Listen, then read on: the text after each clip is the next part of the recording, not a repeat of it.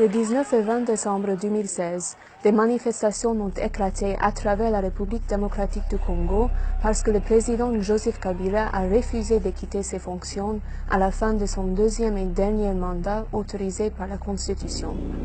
Les forces de sécurité ont répondu de manière violente, tuant au moins 62 personnes et en arrêtant des centaines d'autres. Notre enquête a révélé que cette brutalité était préméditée. En fait, nous avons documenté que les mois avant les manifestations, des officiers des forces de sécurité congolaises de haut rang ont recruté d'anciens rebelles du M23 qui étaient exilés dans des pays voisins en Ouganda et au Rwanda et les ont amenés au Congo pour participer dans la répression et pour protéger le président.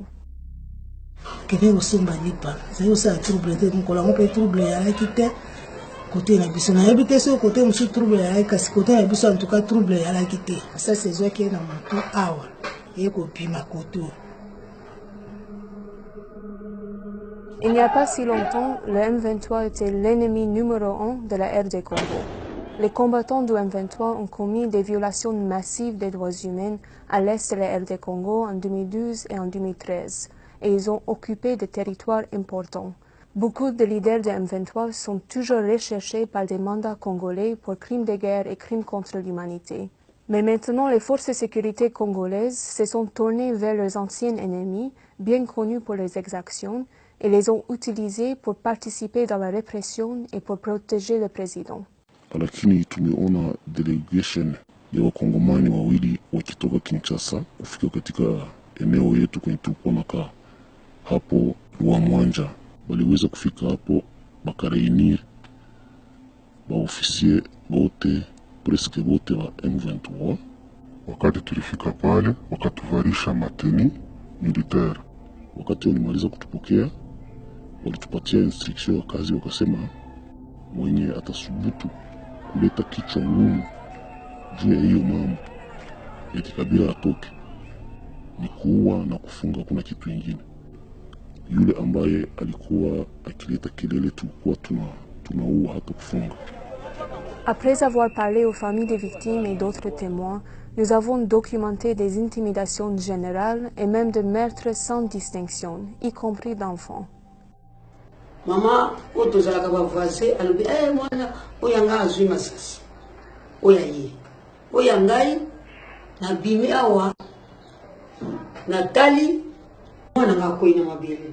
Alwi mama simbangai, mama simbangai, mama simbangai, mama simbangai, mama bikisa ngai mama.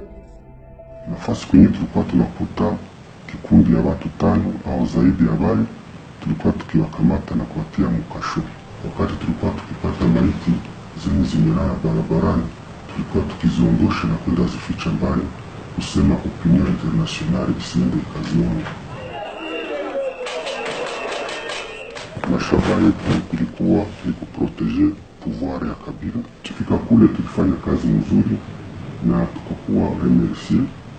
Sawa, mimi nilipata $500 na sasa tunaongojea kama kazi ikarudi, tutaendelea kuendelesha kazi, kumsaidia na kusutenir pouvoir ya mzee Kabila, président wetu. Le refus de Kabila de quitter ses fonctions a plongé la RD Congo dans une crise complexe qui peut avoir des conséquences dévastatrices pour toute la sous-région. Le recrutement secret des combattants de M23 pour réprimer des manifestations pro-démocratie montre jusqu'où Kabila et son régime sont prêts à aller pour se maintenir au pouvoir. C'est pour cela qu'il faut des pressions soutenues, ciblées et bien coordonnées sur Kabila pour qu'il quitte le pouvoir et pour avoir des élections crédibles le plus tôt possible. Lakini mimi naregretea kuwa hakuna kitu ilibadilika, na mimi najiuliza vitu gani wanatuweka ndani ya kutukosesha amani kila mara. Niko najiuliza hii mambo ni mambo gani, itafikia wapi? Kwa nini wanaacha watu wanasumbuka? Ni nini?